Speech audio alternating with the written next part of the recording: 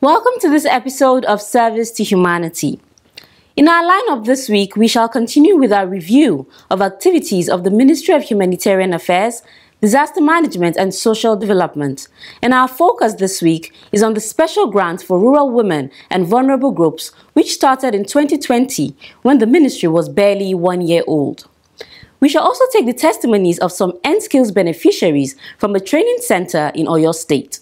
My name is Habiba Zokzok, welcoming you to another episode of the program. Please stay tuned for details after the break.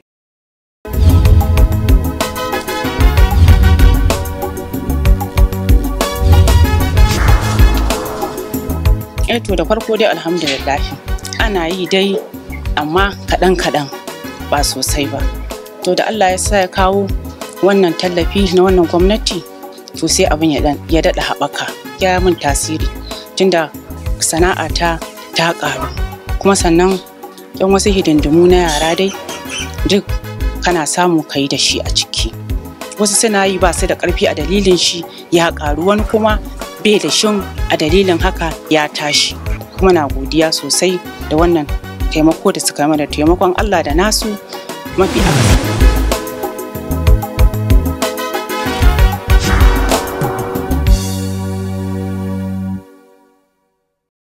Service to Humanity starts with news from the Ministry of Humanitarian Affairs and the agencies under its purview. What new events are being undertaken? Please stay tuned for details.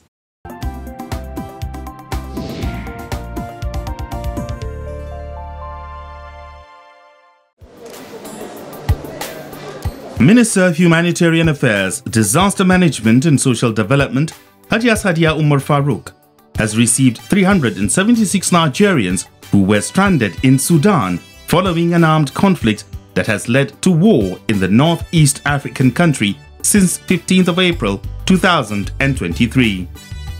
The minister, accompanied by the Permanent Secretary of the Humanitarian Ministry, Dr. Nasir Sanugwarzo, Director General of the National Emergency Management Agency NEMA, Ahmed Mustafa Habib, Federal Commissioner, National Commission for Refugees, Migrants and Internally Displaced Persons, Iman Suleiman Ibrahim, Sudanese Ambassador to Nigeria, Mohammed Yusuf, among others, received the evacuees late Wednesday night at the Nnamdi Azikiwe International Airport, Abuja.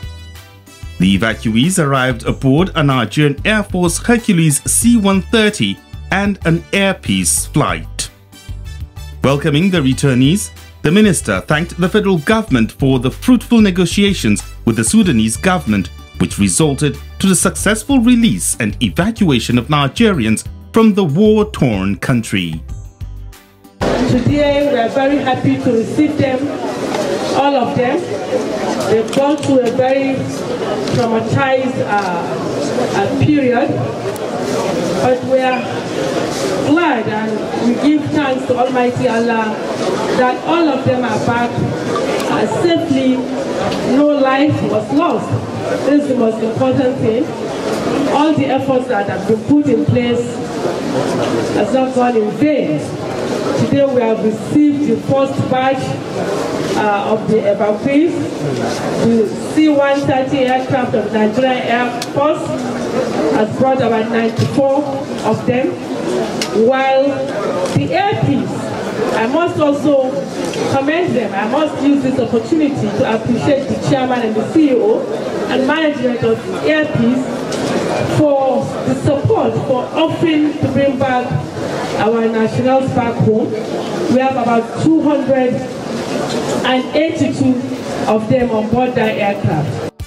The minister noted that 100,000 naira stipend was given to each of the returnees to transport themselves back to their families, courtesy of the Dangote Foundation, while 25,000 naira worth of airtime and 1.5 gigabyte of data was given to each of the returnees, courtesy of MTN.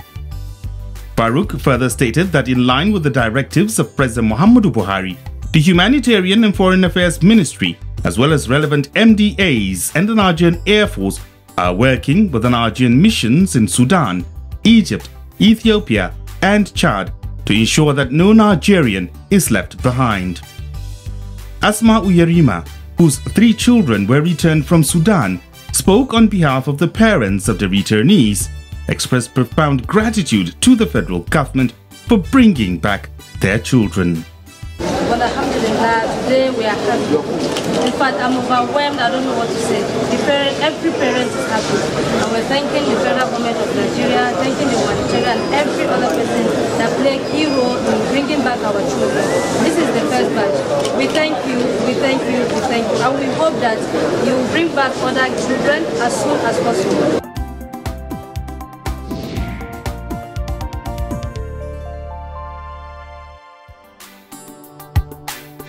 The National Emergency Management Agency, NEMA, has called for synergy among stakeholders to effectively mitigate and tackle disasters and emergencies in states within the Southeast region.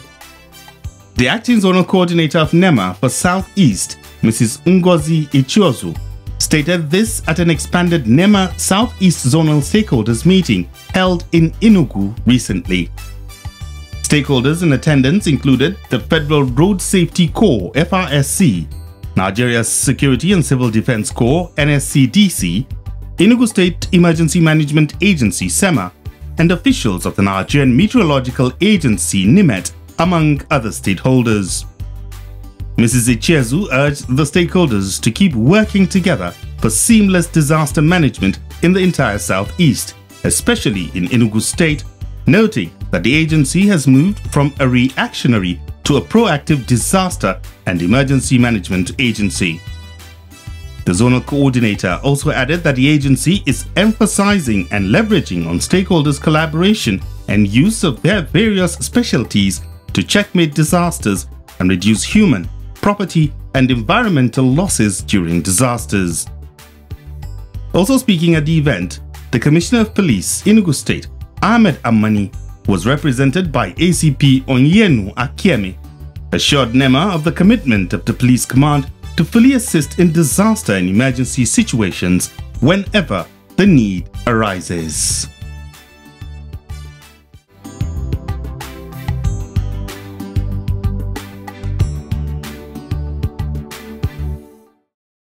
The program is Service to Humanity. The Grant for Vulnerable Groups is a federal government-funded intervention. It's a one-off grant of 20,000 naira, which started as a grant for rural women, but was later expanded to include vulnerable groups, especially women. As an intervention under the Ministry of Humanitarian Affairs, the minister has been at the forefront, flagging the distribution of the grant in various states. Let's take a review of the grant distribution. Keep watching.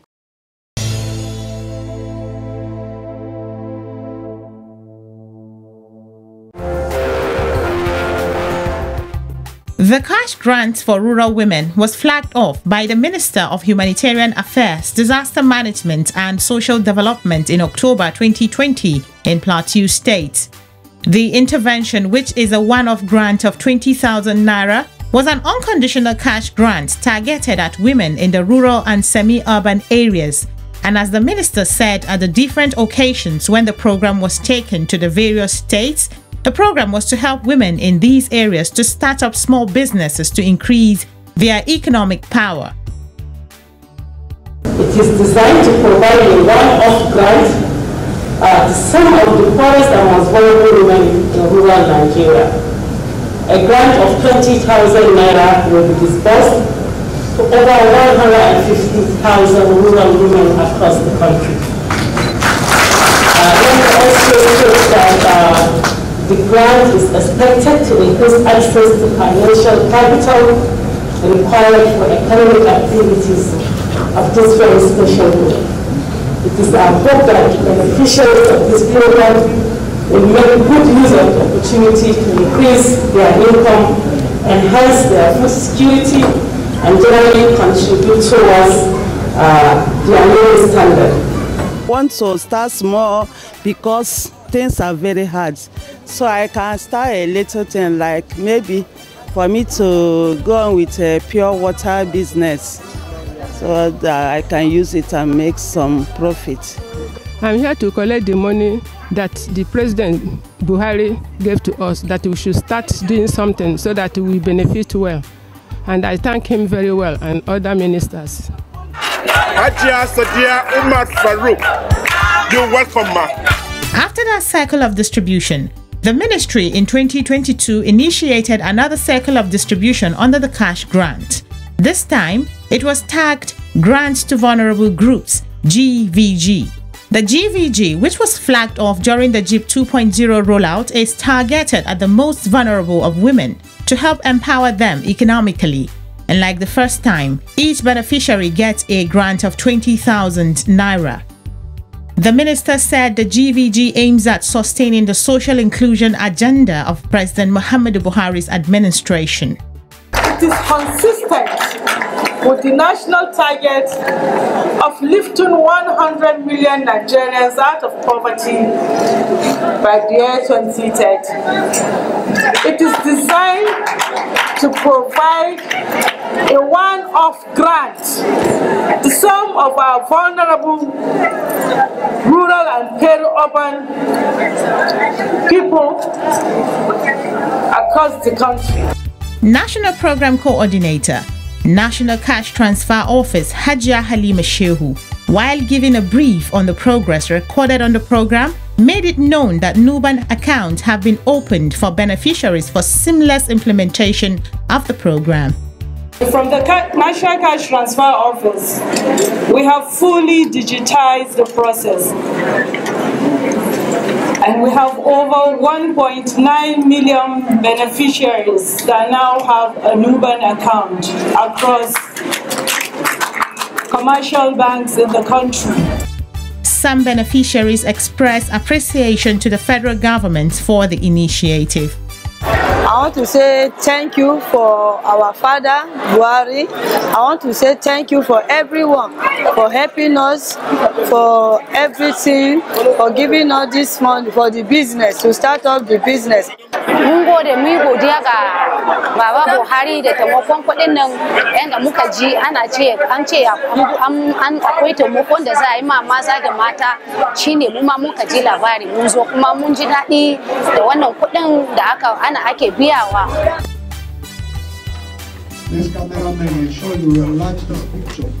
While flagging off the distribution of the grants for vulnerable groups in Delta State, the minister, Sadia Umar Farouk, spelled out the categories of beneficiaries as well as the objectives of the program.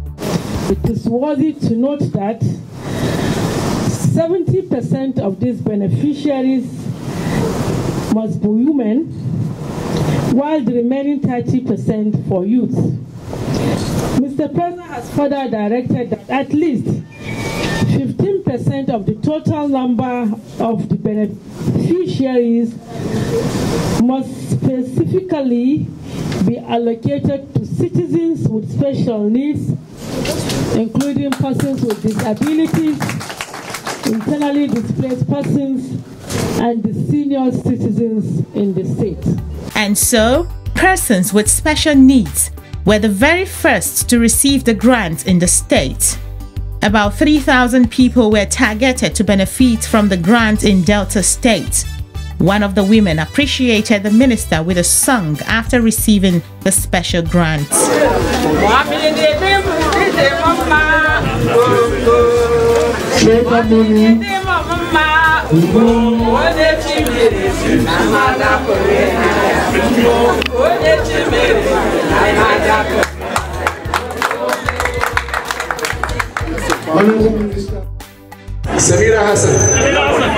The minister was also in Zamfara to flag off the grant alongside other federal government interventions.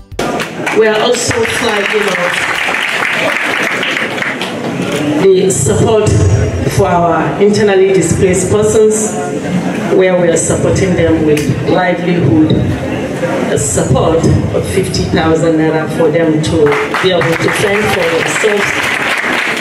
Your Excellency, we are also flagging off the digitized payment of the conditional cash transfer in this state. We are also flagging off our support as regards to the floods that occurred in this state by providing food and non-food items. According to Farouk, All the programs are designed to uplift the standard of living of poor and vulnerable Nigerians and is carried out in partnership with all state governments. This, she says, demonstrates President Buhari's commitment to working with all levels of government to address the issues of poverty in Nigeria. Responding, Governor of Zamfara State, Dr. Bello Matawalle Muhammad said, the social intervention programs of the federal government complement that of the states. This intervention is coming as a complement to the state government's numerous efforts in providing relief and support to the people of the state. As part of our modest effort in that regard, we have rolled out many social intervention programs to mitigate the economic shock arising from the problem of banditry and in recent times, the rising inflation all over the country and all over the world in general. I want to assure the Minister and indeed the good people of Zamfara State that we shall not relent in our effort to continue to provide equitable and selfless leadership that will bring social and economic relief to our people. I appeal to the beneficiaries of these packages to make the best use of whatever is given to them. 4,728 people across the 14 local government areas of Zamfara State benefited from the one-off cash grant of 20,000 naira per person. And so, the train went around the country with the minister or her representative flagging off distribution of the grants for vulnerable groups alongside other interventions of the federal government targeted at improving livelihoods and bring succor to the vulnerable in the society.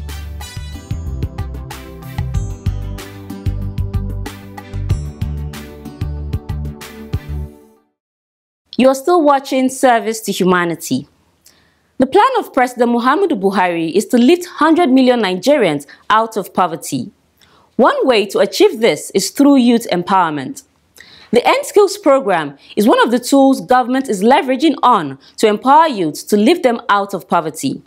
In this episode, we shall bring you interviews with some beneficiaries at the End Skills Training Center in Oyo State. Stay with us for the details.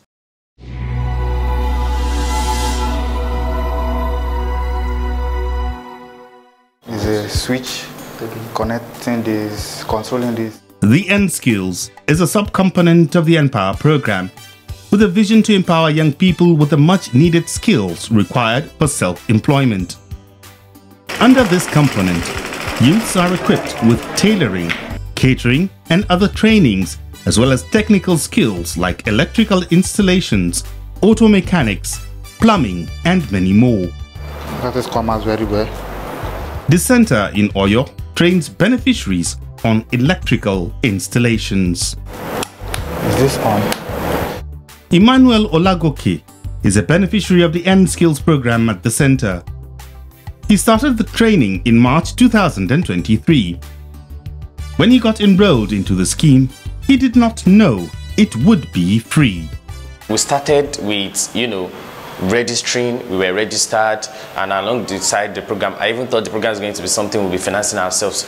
But I found out that the federal government went an extra mile to provide us with allowances to ensure that this program will see it through. And these courses have gone for about 6 weeks, and we have really learned a lot. Even though he had the desire for another skill, he was enrolled to learn electrical installation, and Emmanuel says he has no regrets. I got to know that the Federal Ministry of Humanitarian Affairs has a program ongoing called End Skill, Empower End Skill.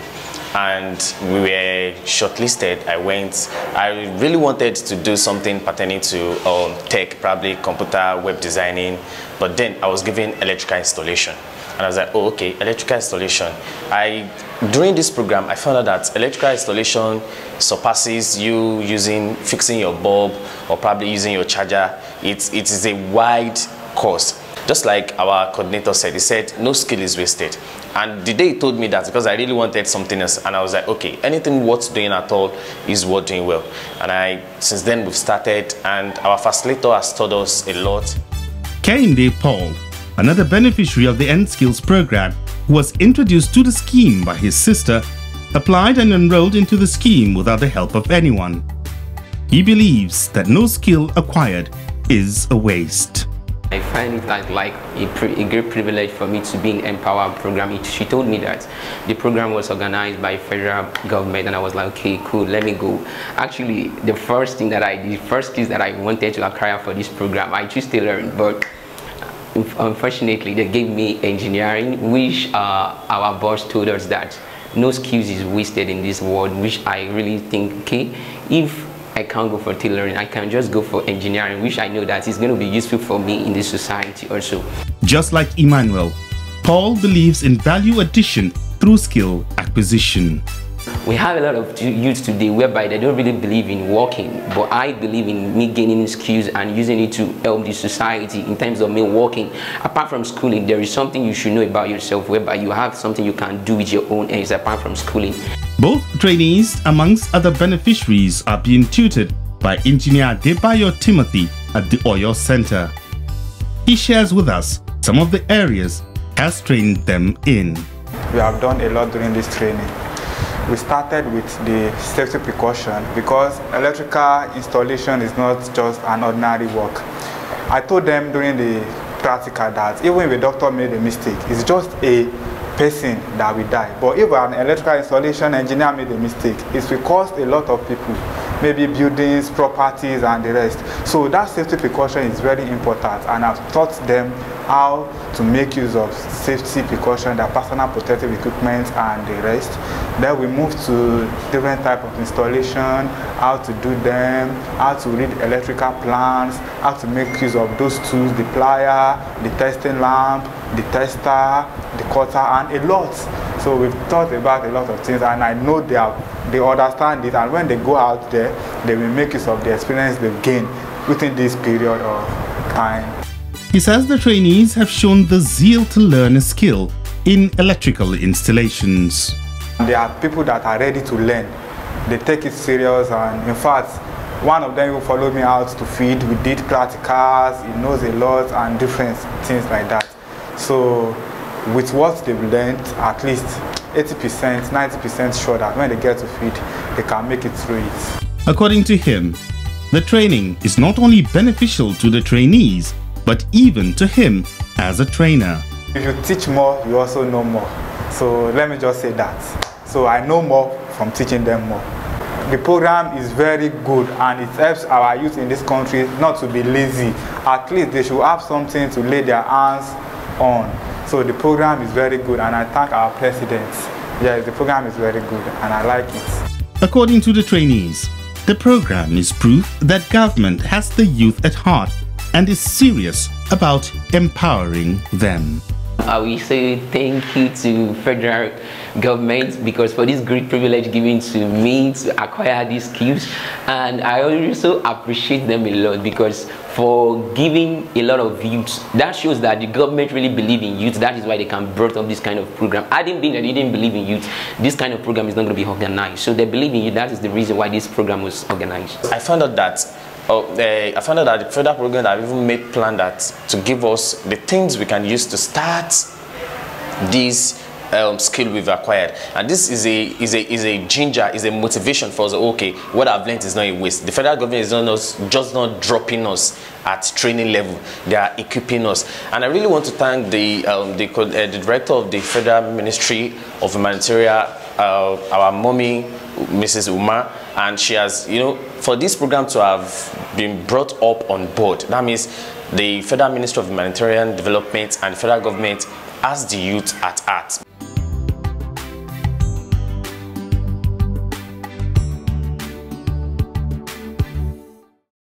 No doubt the Ministry of Humanitarian Affairs, Disaster Management is pursuing a vision for youth empowerment through the provision of entrepreneurial skills. The good news is that a bill to institutionalize the National Social Investment Program has scaled third reading in both houses of the National Assembly and will soon be signed into law as a lasting legacy for this administration. I'll be here again next week, same time, same station, with another package of the program. Until then, do well to engage us on any of our social media handles showing on your screens. You can also catch up on this and other episodes of the program on our social media handles also displaying on your screens. Enjoy the rest of your week.